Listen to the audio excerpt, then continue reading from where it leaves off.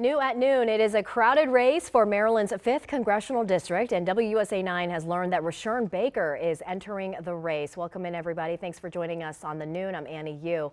In the last half hour, our Alexis Wainwright just wrapped up an exclusive interview with Rushern Baker and has been tracking this race closely. Alexis.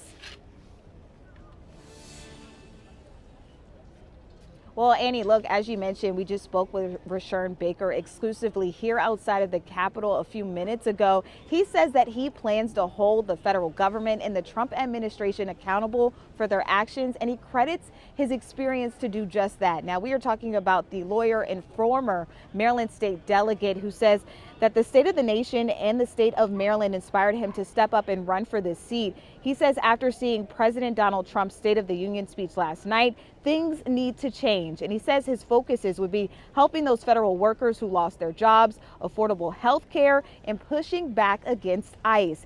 He says his previous experience in politics makes him stand out as a candidate in this race. He says he knows what it's like to push back against President Donald Trump after he was the Prince George's County executive during a previous government shutdown under the same administration. Take a listen.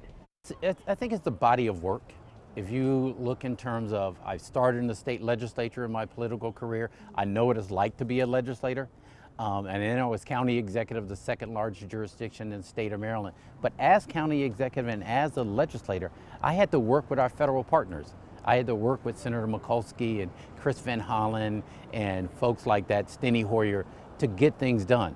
So bringing those years of experience to the challenges we face today is the reason I decided to run for this position.